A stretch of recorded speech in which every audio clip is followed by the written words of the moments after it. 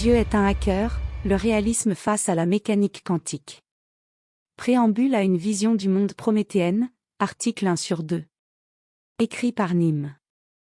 Nous avons mis en avant dans l'article précédent l'importance de l'information qui peut être vue une propriété fondamentale du cosmos. Cela pose une question importante, est-ce l'information qui est au service de la dissipation d'énergie ou la dissipation d'énergie qui est au service de l'information? Le corollaire étant, est-ce le corps qui est au service de l'esprit ou l'esprit au service du corps? La réponse à cette question est fondamentale, car si on donne la primauté à la dissipation d'énergie alors le réalisme et le matérialisme ont tout leur sens, mais si on admet que le plus important est l'information alors l'idéalisme semble tout aussi acceptable que le réalisme dans cette situation. Pensez au CAPTCHA où on vous demande de sélectionner tous les feux tricolores sur une image. Est-ce que le plus important est votre capacité à sélectionner les bonnes images, ou l'algorithme qui apprend grâce à l'information que vous participez à créer en partageant votre propre connaissance? De votre point de vue, c'est votre capacité à choisir les bonnes images car cela va vous permettre de passer une étape dans votre réalité, mais du point de vue du créateur de l'algorithme, c'est l'information que vous générez car c'est elle sa réalité. De la même façon, est-ce que le plus important est l'univers que vous participez à organiser en dissipant de l'énergie ou l'information que vous générez au cours de ce processus? Est-ce qu'on vit dans un CAPTCHA géant, une simulation, où la primauté revient à l'information qu'on génère qui existe sur un autre plan que ce qu'on tient pour la réalité matérielle? Vivons-nous dans la réalité? J'évoquais la Red Pill dans un article précédent. Nous la retrouvons ici dans son sens premier du terme tel qu'elle est utilisée dans Matrix. Vivons-nous dans la réalité? Une question qu'on se pose au moins depuis Platon avec son allégorie de la caverne et qu'on retrouve sous la plume de Descartes qui se demande si le monde existe ou s'il ne serait pas trompé par un démon. Aujourd'hui, Elon Musk, en s'appuyant sur une réflexion de Nick Bostrom, la remet au goût du jour en affirmant qu'il y a une chance sur 1 milliard que nous vivions dans la réalité et non dans une simulation. Le monde que l'on tient pour la réalité ne le serait pas. Mais cela part d'une intuition inférée par la raison. Le raisonnement de Musk est le suivant, ayant été capable de passer de Pong dans les années 80 à des métaverses proches de la réalité aujourd'hui, nous arriverons à créer des univers virtuels en tout point similaires aux nôtres. Mais si nous sommes capables de le faire alors les chances qu'une civilisation l'ait fait avant nous est extrêmement haute et les chances que nous vivions dans une de ces simulations est presque de 100%. Ce que l'on appelle « réalité » relèverait en fait du virtuel et la conscience précéderait l'existence. La matière ne serait qu'un phénomène généré par des bits.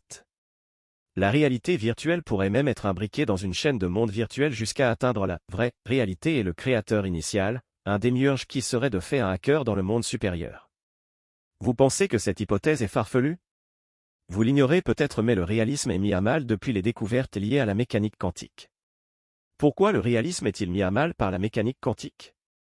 Car il remet en question notre capacité à répondre à deux questions fondamentales nécessaires pour affirmer un réalisme. Ces deux questions, Lee Smolin les a remarquablement formulées dans son ouvrage La révolution inachevée d'Einstein. Première question, le monde naturel existe-t-il indépendamment de notre esprit?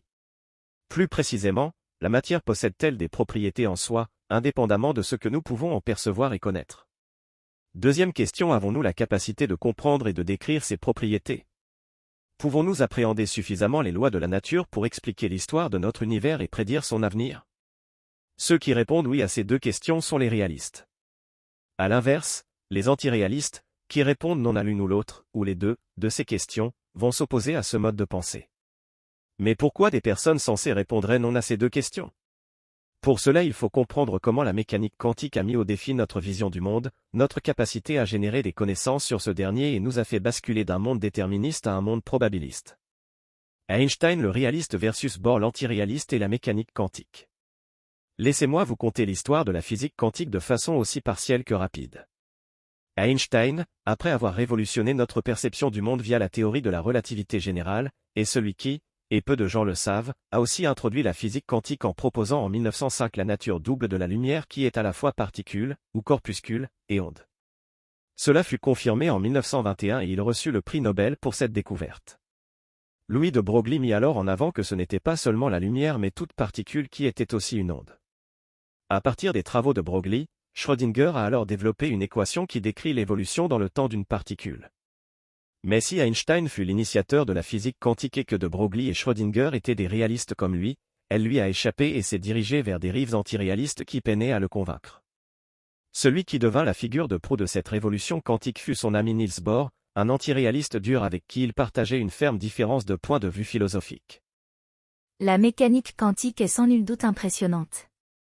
Mais une voix intérieure me souffle que ce n'est pas encore la réalité. La théorie nous dit beaucoup, mais ne nous rapproche pas vraiment du secret, du vieux. Je suis en tout cas convaincu qu'il ne joue pas au dé.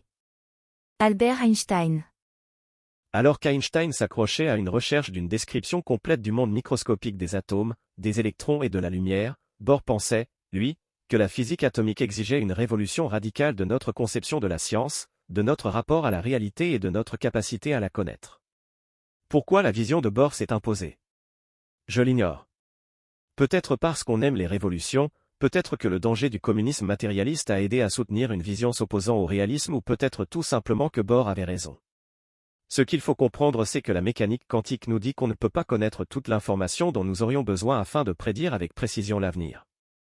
Contrairement à ce qu'on appelle l'état classique, qui se réfère à la physique classique et suppose qu'on dispose de la totalité de l'information nécessaire permettant de prédire son avenir, l'état quantique démontre l'impasse de cette vision puisqu'il met en avant que, une particule de matière étant aussi dans le même temps une onde, on ne peut avoir que la moitié de cette information à la fois lorsqu'on l'observe et le mesure. On ne peut pas connaître en même temps avec exactitude la position et la vitesse d'une particule. On ne peut mesurer qu'une seule propriété à la fois et si on souhaite les mesurer indépendamment l'une après l'autre, notre propre observation fait changer la mesure de la première propriété lorsqu'on mesure la seconde. Et plus on cherche à exprimer une valeur de façon précise, plus l'autre devient imprécise. La mécanique quantique appelle donc à répondre non à la seconde question formulée par Lee Smolin. C'est ce qu'on appelle le principe d'indétermination quantique qui dit que le résultat d'une mesure ne peut être prédit que de manière probabiliste. On considère aussi qu'une particule peut être dans plusieurs états à la fois. Un électron qui tourne autour d'un atome peut être sur tous les points de l'orbite en même temps, et à toutes ses vitesses possibles.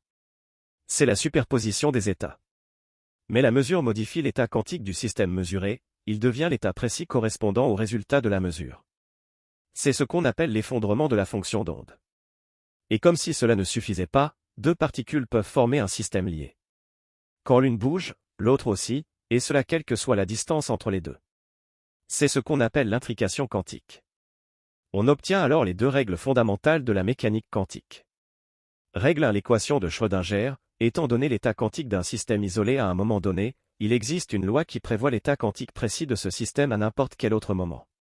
Règle 2. Le résultat d'une mesure ne peut être prédit que de manière probabiliste. Mais la mesure modifie l'état quantique du système mesuré, il devient l'état précis correspondant au résultat de la mesure. C'est ce qu'on appelle l'effondrement de la fonction d'onde. Bohr va alors tirer une conclusion radicale de ces lois. En tant qu'observateur, on agit sur la connaissance qu'on cherche à produire car nous faisons nous-mêmes partie du monde et, étant obligés d'interagir avec les atomes qu'on cherche à décrire, on ne fait que mesurer une information résultant de l'interaction entre l'atome et nos machines. La mesure effectuée de cet état quantique ne serait alors pas la réalité physique de cette particule mais simplement la connaissance de notre interaction avec elle. Ainsi, nous devrions aussi répondre « non » à la première question. On peut alors diviser les gens en deux catégories. Une première catégorie regroupant ceux qui pensent que la mécanique quantique est parfaitement valide, comme Niels Bohr et Heisenberg, qu'on nommera les antiréalistes, mais aussi des réalistes, qu'on nommera réalistes magiques, qui vont cravacher pour essayer de faire tenir des théories réalistes compatibles, et une deuxième catégorie regroupant ceux qui pensent que cette théorie est incomplète comme Einstein, de Broglie, Schrödinger et Smolin qu'on appellera les réalistes naïfs qui souhaitent trouver une solution non alambiquée. Les antiréalistes. Les tenants de la position antiréaliste, tels que Niels Bohr, mais aussi ses élèves Heisenberg et Wheeler, sont ceux qui ont eu le plus d'influence. Niels Bohr fut le plus influent d'entre eux et devint le mentor de toute une génération de scientifiques qui ont défini notre façon d'appréhender la physique quantique. Lee Smolin classe les antiréalistes en trois catégories. 1. Les antiréalistes radicaux comme Niels Bohr qui pensent que les propriétés attribuées aux particules ne sont pas inhérentes à ces objets et n'existent que dès lors qu'on les mesure car créées par notre interaction avec elles. Et c'est la version la plus communément acceptée du sens de la mécanique quantique donnée lors de la conférence de Copenhague tenue par Bohr à la fin des années 1920. Elle soutient que nous ne pouvons pas spécifier la nature de la réalité fondamentale. Les entités subatomiques existent dans les limbes probabilistes de nombreux états possibles, superposés, jusqu'à ce qu'elles soient mises en évidence par l'acte de mesure. Les antiréalistes radicaux répondent donc non aux deux questions. 2. Les antiréalistes épistémologiques qui pensent que la science ne parle pas de ce qui est réel dans la nature mais de notre connaissance sur cette dernière. Le monde existe indépendamment du fait qu'on l'observe ou non, l'information existe, mais nous serions incapables de l'obtenir par l'observation. S'il y a quelque chose à connaître sur les atomes, nos méthodes de production de la connaissance souffrent d'un problème puisque nous ne pouvons seulement le comprendre dans ces interactions et lorsque nous l'observons nous faisons partie intégrante de cette interaction et donc nous ne pouvons qu'obtenir la connaissance de notre interaction avec l'atome et non de l'atome en lui-même. L'atome existerait bien en soi mais cette connaissance nous serait inaccessible. Il y aurait donc plus à connaître lorsque nous ne l'observons pas mais on ne peut pas le connaître sans l'observer. Pour imager cela, imaginez que vous êtes face à un ami qui semble pensif, vous n'avez aucune façon de savoir à quoi il pense et si vous lui demandez « à quoi tu penses ?», alors à ce moment précis il se met à penser à votre question et sa réponse sera « je pense à ta question ». Et vous ne pourrez jamais savoir à quoi il pensait. D'où la supériorité qu'Aristote donne à la philosophie qui serait la seule façon de tenter de comprendre les choses de façon ontologique, au-delà de l'observation. Car l'observation ne nous permet pas d'obtenir toute l'information donc de connaître pleinement l'être d'une particule. 3. Les antiréalistes opérationnalistes, dont Heisenberg fait partie dans une certaine mesure, qui sont agnostiques quant à l'existence ou non d'une réalité fondamentale indépendante de nous mais pensent aussi que la mécanique quantique ne peut permettre de comprendre ce qu'est un atome en soi mais seulement ce qui se passe lorsqu'ils entrent en contact avec nos appareils de mesure. Les théories réalistes alternatives. Pourquoi la mécanique quantique marche au niveau micro mais pas au niveau macro? La mécanique quantique défie notre bon sens. Elle devrait être valable universellement, or si on observe qu'elle marche sur des particules et, même sur des molécules, on est d'accord pour dire qu'un chat est soit vivant soit mort et non les deux à la fois et que s'il est à Paris il ne peut pas être à Berlin en même temps. Lorsque vous partez travailler le matin en laissant votre chaise à un endroit, vous ne vous attendez pas à potentiellement la retrouver chez le voisin en fonction de votre observation le soir. Un réaliste se demandera si l'état quantique représente quelque chose de réel. Lee Smolin, marchant dans les pas d'Einstein et soucieux de sauver le réalisme, aboutit alors aux questions suivantes. L'état quantique d'une particule correspond-il précisément à la réalité physique de cette particule? Ou bien constitue-t-il seulement un outil pratique pour faire des prédictions? Peut-être ne décrit-il pas la particule, mais seulement l'information que nous avons sur elle. En d'autres termes, est-ce qu'une particule est réellement à différentes positions et différentes vitesses en même temps jusqu'à ce qu'on l'observe? Cela relève-t-il seulement de l'information probabilistique dont nous disposons sur elle? Cela relève-t-il seulement du fait que ce soit à la fois une onde et une particule? Mais la vraie question sous-jacente est, est-ce que la mécanique quantique est une théorie viable ou appelle-t-elle à être remplacée radicalement?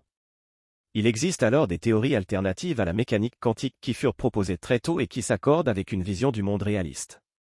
Elles souffrent cependant toutes de lacunes mais à leur corps défendant, elles furent délibérément ignorées pour certaines ce qui empêcha les chercheurs de se pencher dessus dans le but de les consolider. Lee Smolin en fait le tour et je vais vous les présenter succinctement ici. Théorie de l'onde pilote de Broglie-Bohm. La première est nommée théorie de l'onde pilote, et fut défendue par Louis de Broglie dès 1927. Elle fut totalement passée sous silence, avant que David Bohm ne la reprenne à son compte en 1952 pour en faire la théorie qu'on connaît sous le nom de théorie de Broglie-Bohm. Cette théorie postule que les particules sont accompagnées d'une onde qui guide leur chemin, d'où le terme d'onde pilote. La particule suit toujours un chemin défini et peut être localisée. Dans le même temps, l'onde se propage à travers l'espace en explorant simultanément tous les chemins possibles. L'onde dicte alors à la particule où aller, le pilotage étant fondé sur les conditions qui prévalent le long de tous les chemins. Il y a alors deux lois, l'une pour l'onde et l'autre pour la particule et la particule sera trouvée de préférence là où l'onde est la plus intense. Aujourd'hui encore, cette version est laissée de côté sans même qu'elle ne reçoive de réelles contradictions. Pourquoi les scientifiques se sont-ils jetés vers la version antiréaliste? Je l'ignore. Théorie des effondrements de Pearl. Il y a cependant une raison pertinente qui limite le potentiel de la théorie de l'onde pilote. Si l'onde explore différentes trajectoires alors nous vivrions dans un monde avec plein de branches vides de la fonction d'onde déconnectée de l'objet qu'elle guide.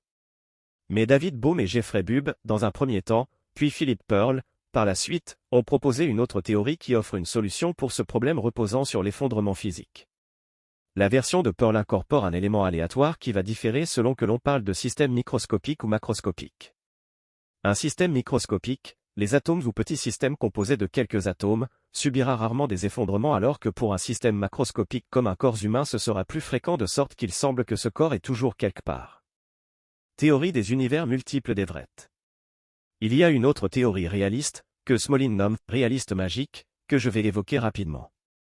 C'est la théorie des univers multiples formulée par Everett et qui reçut le soutien de John Wheeler et Bryce DeWitt. Il postule que chaque transition quantique qui a lieu dans chaque étoile, dans chaque galaxie dans le moindre coin le plus reculé de l'univers, va scinder notre monde en une myriade de copies de lui-même.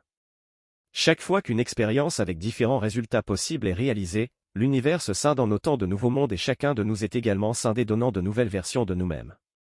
Le monde dans lequel nous vivons ne constitue qu'une partie de la réalité infiniment plus vaste, réellement infiniment plus vaste. Chaque seconde, dans la pièce où vous vous trouvez actuellement, des atomes entrent en collision les uns avec les autres. Le temps que vous lisiez cette phrase, vous seriez scindé en un nombre extrêmement élevé de copies. Cela demande un degré de croyance énorme pour sauver le réalisme, et c'est pour moi le problème majeur, mais pas le seul. De plus, ceci donne une vision du monde très pessimiste qui peut conduire à l'inaction. Après tout, pourquoi agir et tenter de changer les choses si de toute façon toutes les possibilités existeront? À quoi bon combattre la famine puisque cette dernière continuera d'exister dans une autre branche? Si quel que soit le choix que je fais, il existe d'autres branches avec les autres choix, alors quel est l'intérêt de choisir en premier lieu? On comprendra cependant aisément pourquoi John Wheeler défend cette théorie, car elle s'accorde avec son hypothèse du hit from bit qu'il a développée et qui me semble tout à fait pertinente. Je reviendrai sur cette dernière ultérieurement. Théorie des décohérences de Dutch. À ce réalisme magique, comme l'appelle Smolin, David Dutch et son équipe d'Oxford proposent une forme de réalisme critique qui repose sur ce qu'il appelle la décohérence. Les objets macroscopiques ne partagent pas les bizarreries qu'on observe sur les atomes dont ils sont pourtant composés. Il y aurait donc une transition séparant le monde quantique dans lequel un atome peut occuper deux positions à la fois et le monde macroscopique, ordinaire, où un objet est toujours localisé à un seul endroit.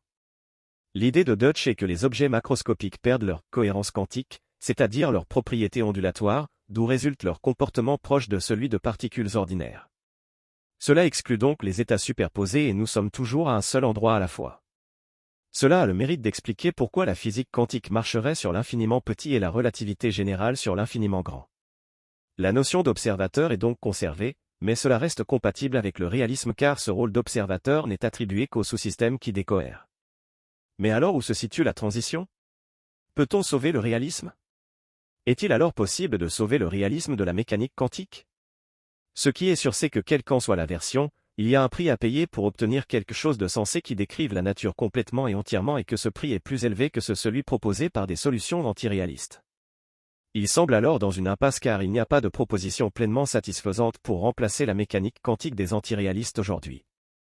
Je trouve plus élégant de me dire que nos moyens de produire la connaissance nous empêchent de capturer pleinement la réalité plutôt que de conserver le réalisme au prix d'un nombre infini d'univers parallèles.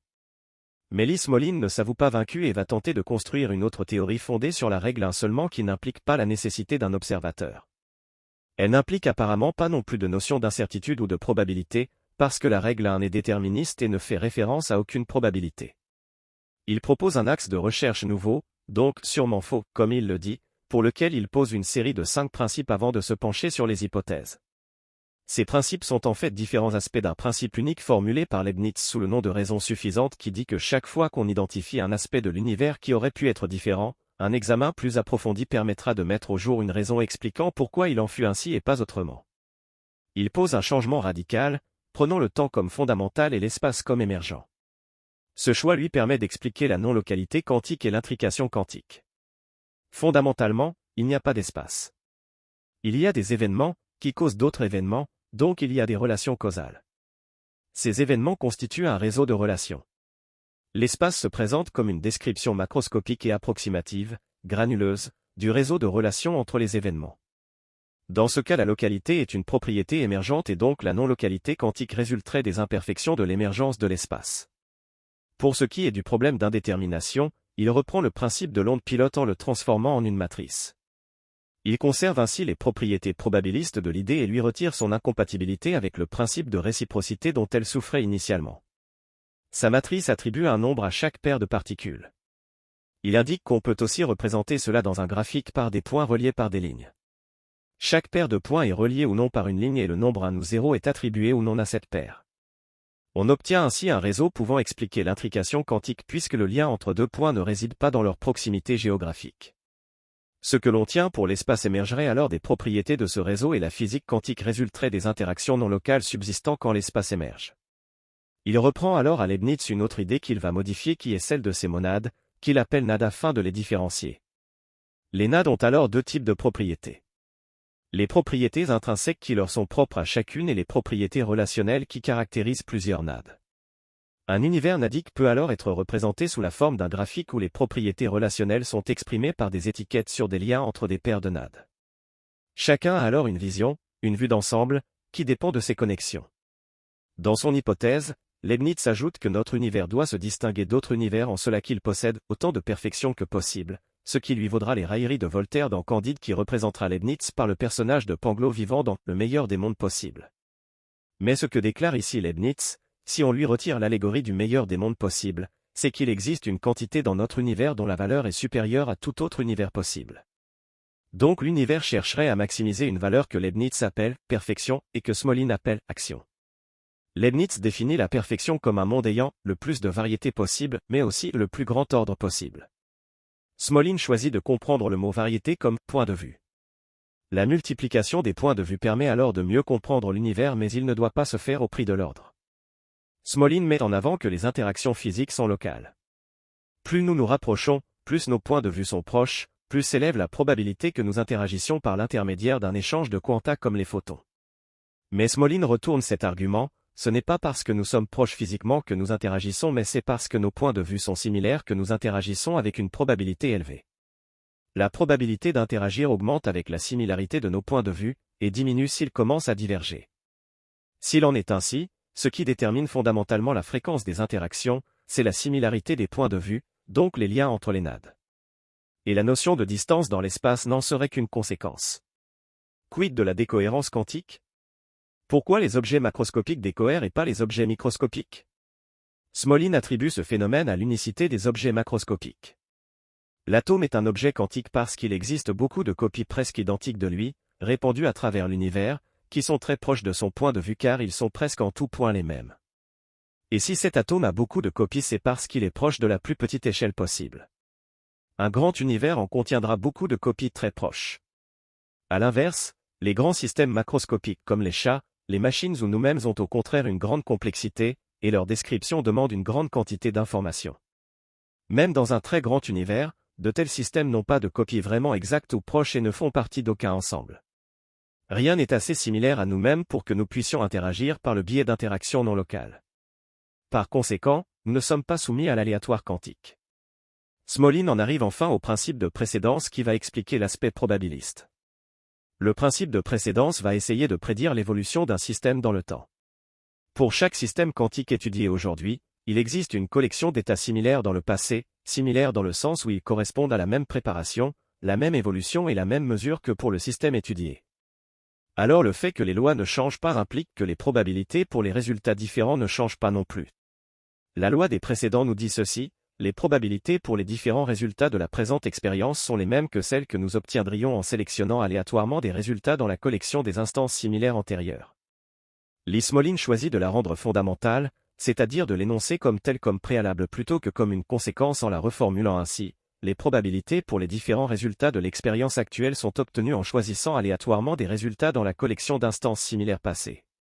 Son hypothèse radicale s'énonce alors de la façon suivante: un système physique, lorsqu'il est confronté à un choix de résultats possibles au cours d'une mesure, choisira aléatoirement un résultat parmi la collection de systèmes similaires dans le passé. De cette manière, la plupart du temps, le présent ressemblera au passé, en ce que les probabilités des différents résultats possibles d'une même expérience seront inchangées. L'univers étant à la fois assez grand et assez vieux pour que toute situation dans laquelle se trouve un atome, ou la plupart d'entre elles, ait de nombreux précédents, il aura appris les meilleures possibilités qui s'offrent à lui dans la majorité des situations. Je trouve cette piste élégante car elle se marie bien avec ce que j'ai présenté au préalable sur la façon de concevoir la vie. L'univers va chercher à maximiser une valeur, et je crois personnellement que ce n'est pas la variété des points de vue qui n'est sûrement qu'un proxy pour la dissipation d'énergie car la variété des points de vue sera autant d'informations sur le système qui va permettre d'augmenter la négantropie du sous-système local et l'entropie générale de l'univers. Ces nades auront un point de vue d'autant plus proche qu'elles partagent de l'information et pour les humains ce sera l'information contenue dans nos gènes et nos idées qui vont former notre vision du monde. L'augmentation des différents points de vue va alors nécessairement augmenter l'ordre dans l'univers puisqu'il va augmenter l'information dont on dispose sur le système, l'univers. Cette perspective me plaît assez car tout cela est parfaitement en accord avec ce que j'ai énoncé dans les articles précédents sur la thermodynamique et l'évolution. Mieux encore, son idée de réseau ressemble incroyablement à ce que propose Stuart Kauffman comme apparition de la vie via des processus chimiques autocatalytiques comme on l'a vu précédemment.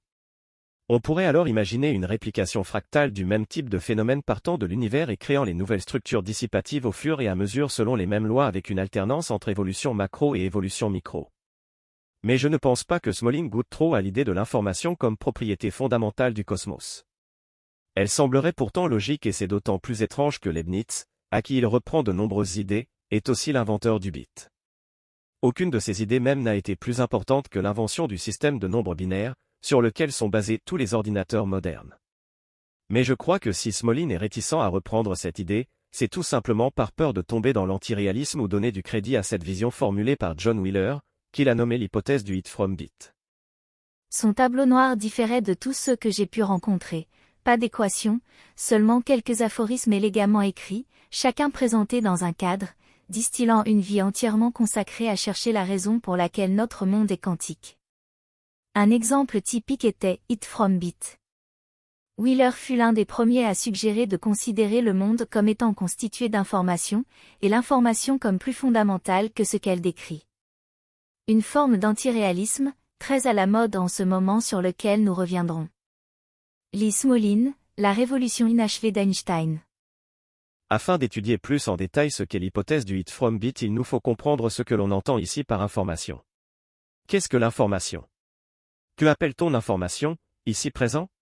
Dans la théorie de l'information, qui a été inventée en 1948 par le mathématicien Claude Shannon, l'information est comprise en tant que quantité, des bits, mais les données sont aussi sémantiques en cela qu'elles impliquent des faits. Le type d'information le plus intéressant apparaît lorsque les bits codent des faits, ou lorsque l'information structurelle code des informations sémantiques. C'est ce que David Chalmers appelle l'information symbolique. Par exemple, la séquence de bits 1-0-1-1, information structurelle, dans une certaine zone de la mémoire d'une base de données ou sur une carte perforée peut encoder le fait que votre âge est de 25 ans, information sémantique. L'information symbolique est le type d'information utilisée par la science moderne des données. Nos bases de données, nos systèmes informatiques transportent des informations sur le monde, et les bits codent des faits. Mais cette information symbolique est également présente dans notre langage. Une chaîne de lettres, comme « vous lisez mon article », encode un fait sur le monde. Le langage dans son ensemble implique des informations symboliques. Les messages eux-mêmes forment un motif, une organisation.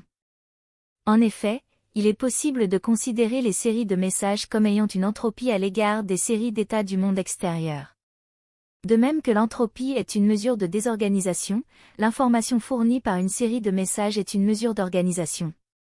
En fait, il est possible d'interpréter l'information fournie par un message comme étant essentiellement la valeur négative de son entropie, et le logarithme négatif de sa probabilité. C'est-à-dire, plus le message est probable, moins il fournit d'informations.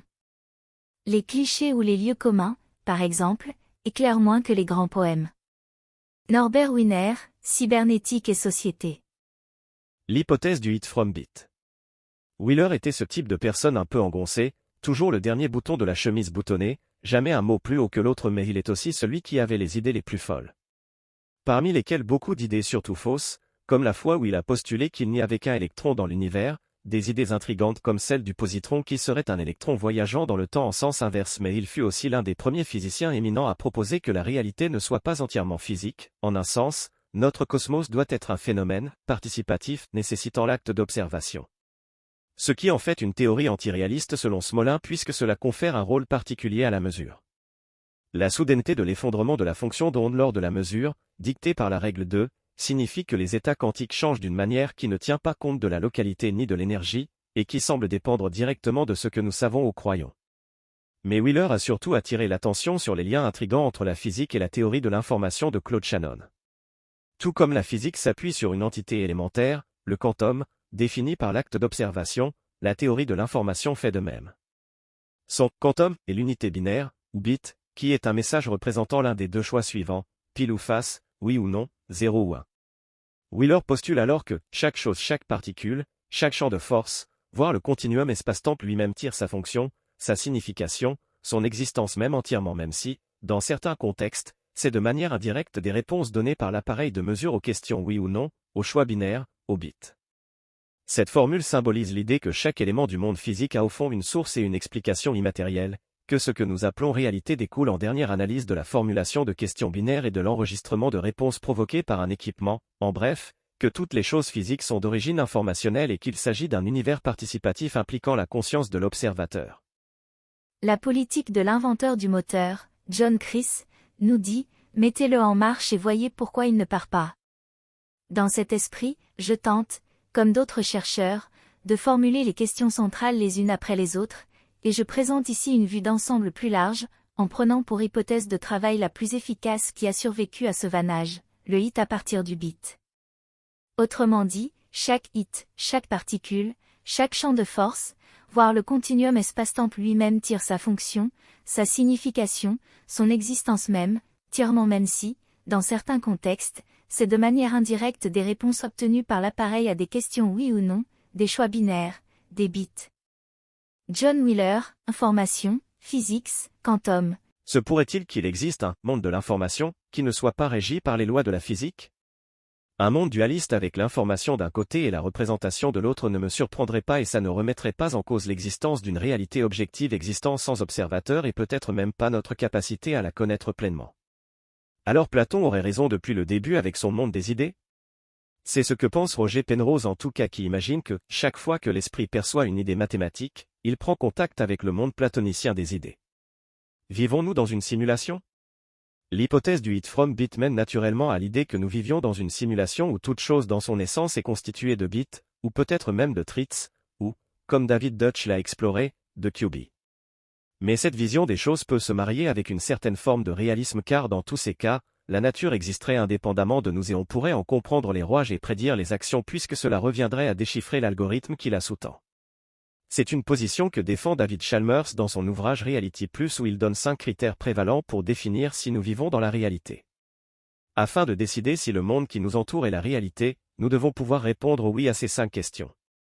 Est-ce que les objets qu'on perçoit dans cette simulation sont réels? Oui, l'arbre que je vois existe réellement. À un certain niveau, c'est un objet numérique, ancré dans des processus numériques dans un ordinateur, mais il n'est pas moins réel pour autant. Les objets que nous percevons ont-ils un pouvoir de causalité? Oui, l'arbre produit des feuilles, il accueille des oiseaux, qui sont aussi des objets numériques, et il fait naître des expériences chez ceux qui le regardent. Est-ce que ces objets sont indépendants de notre esprit?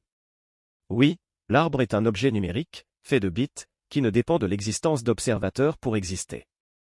Les objets sont-ils tels qu'ils semblent être? Oui, ce sont des vraies fleurs qui fleurissent et je viens de France. Ce sont des objets numériques mais les fleurs fleurissent bien et je suis bien de France. Est-ce que les objets dont je fais l'expérience sont des vraies fleurs, vrais livres, vraies personnes? Oui, si j'ai vécu dans cette simulation toute ma vie, tout cela est réel car c'est la réalité à laquelle j'appartiens. Si l'hypothèse du hit from bit est correcte, il y a toujours des quarks, des chats et des chaises. C'est juste que les chats et les chaises sont faits d'atomes qui sont faits de quarks qui sont faits de bits. David Chalmers. En cela, l'hypothèse de la simulation pourrait être réaliste mais pas de façon naïve comme le souhaiterait Liz Moline. Autre corollaire, si nous vivons dans une simulation, alors qui a créé cette dernière? Dieu est-il un hacker? Je me suis toujours considéré comme athée, aussi loin que je me souvienne. Ma famille n'était pas religieuse, et les rituels religieux m'ont toujours semblé un peu désuets. Je ne voyais pas beaucoup de preuves de l'existence d'un Dieu. Dieu semblait surnaturel, alors que j'étais attiré par le monde naturel de la science. Pourtant, l'hypothèse de la simulation m'a fait prendre l'existence d'un Dieu plus au sérieux que je ne l'avais jamais fait auparavant. David Chalmers, Reality Plus. Si nous vivons dans une simulation, alors cette simulation fut nécessairement générée par un démiurge. Pas un Dieu qui règne sur tout le cosmos mais un démiurge qui a créé le programme, qui l'a lancé et qui a le contrôle dessus. Un créateur, tout-puissant, omniscient, que David Chalmers va jusqu'à qualifier de « bon » mais je ne vois pas nécessairement ce qui le permet. Ce démiurge ne m'apparaîtrait plutôt ni bienveillant ni malveillant. Mais alors Platon pourrait aussi avoir raison avec son idée de démiurge. Il y aurait même d'une certaine façon une migration des âmes en tant que transfert d'informations. Et si on vit dans une simulation alors elle est constituée d'algorithmes qui pourraient être autant de dieux. Alors on pourrait réconcilier les chrétiens et les païens avec un Dieu unique en dehors de la création et des dieux qui interviennent directement dans le monde réel. Et s'il y avait effectivement un démiurge tout-puissant il pourrait faire flamber un buisson sans qu'il brûle simplement pour se marrer en observant la réaction du pauvre bougre à qui il joue ce tour. Et c'est ce qui me dérange un peu dans cette idée. On pourrait être prêt à croire un peu n'importe quoi. Et je crois que nous devons être vigilants avec cela.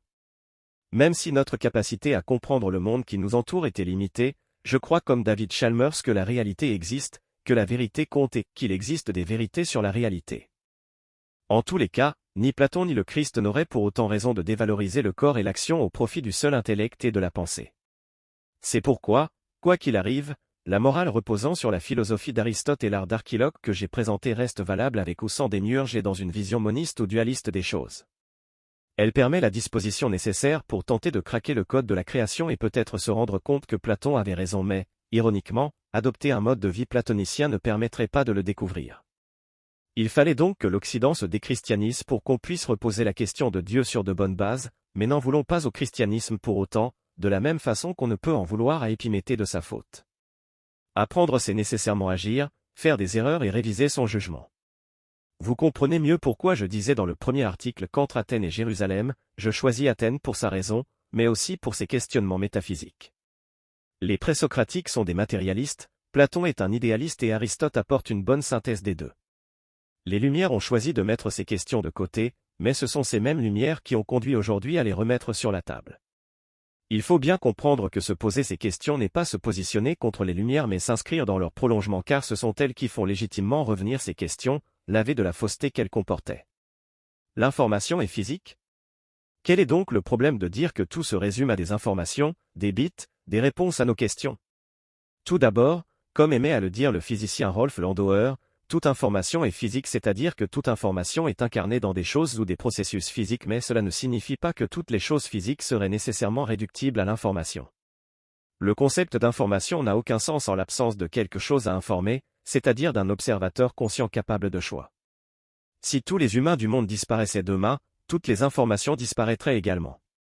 Sans esprit de surprise et de changement, les livres, les télévisions et les ordinateurs seraient aussi stupides que des souches et des pierres car l'aspect sémantique de l'information est aussi important que son aspect structurel. Melvin Hobson, physicien à l'université de Portsmouth, pense, lui, que l'information pourrait être le cinquième état de la matière en s'appuyant sur les travaux de Roald Landauer. Wolfson va plus loin en attribuant une masse à l'information et émet l'hypothèse que ce que nous appelons matière noire ne serait en fait rien d'autre que cette information.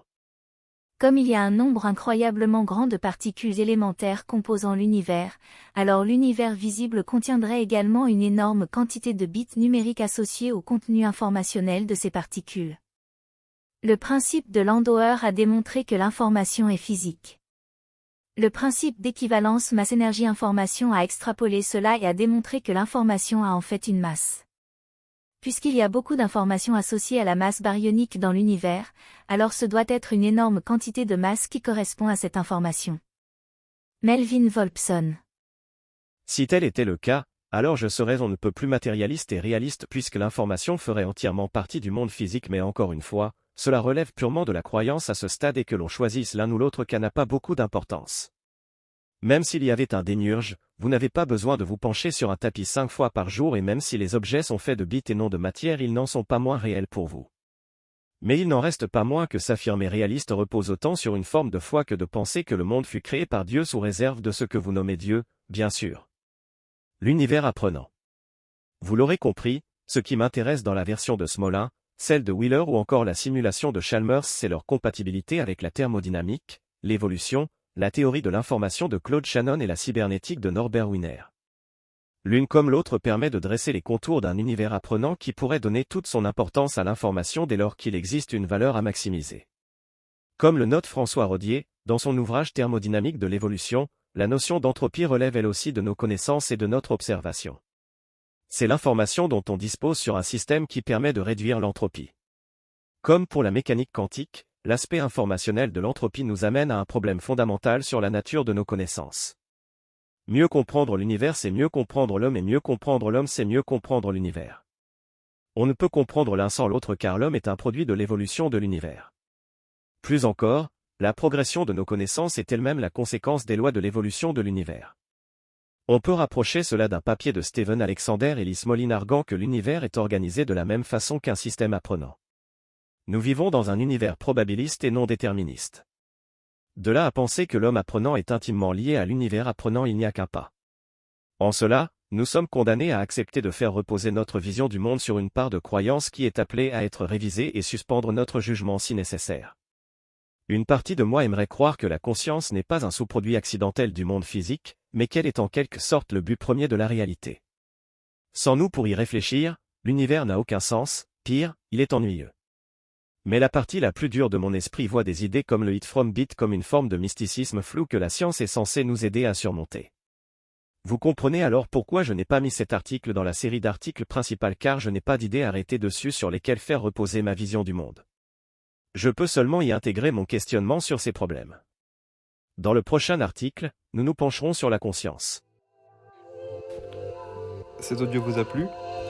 Abonnez-vous à notre chaîne afin de recevoir tout notre contenu et soutenez-nous sur Tipeee, le lien est dans la description.